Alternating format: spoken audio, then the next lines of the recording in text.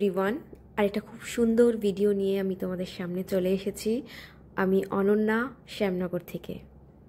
একটা কথা আছে জানো তো, চ্যারিটি বিগিনস অ্যাট হোম।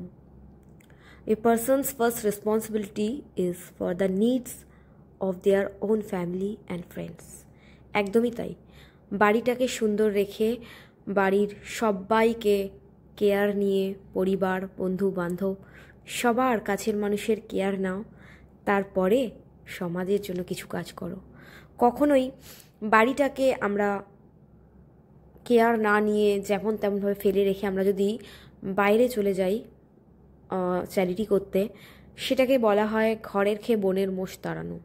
সেটা কিন্তু খুব একটা ভালো হয় না, কারণ বাড়িটা যদি সুন্দর না রাখি তাহলে আমরা বাইরেটা কখনোই সুন্দর রাখতে পারবো না।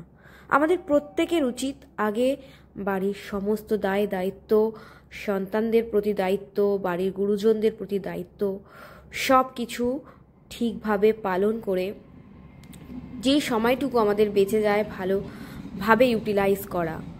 তো আমি সবসময় চেষ্টা করি বাড়ির সমস্ত রেসপন্সিবিলিটি ভালো করে পালন করে সবার মুখে হাসি ফুটিয়ে, বাড়ির সকলের মুখে হাসি ফুটিয়ে তারপরে একটু বাইরে যাই ওদের মুখেও হাসি ফোটানোর জন্য।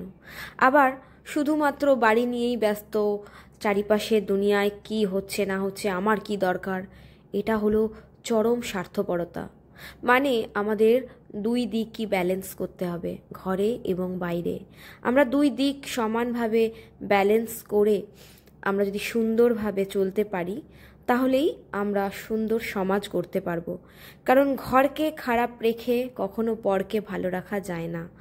অবশ্যই এটা মনে রাখবে, আর আমিও এটা মনে রেখেই কাজ করি। ভালো থেকো, সুস্থ থেকো, দেখা হবে পরের ভিডিওতে। টাটা। হরে কৃষ্ণা, হরে।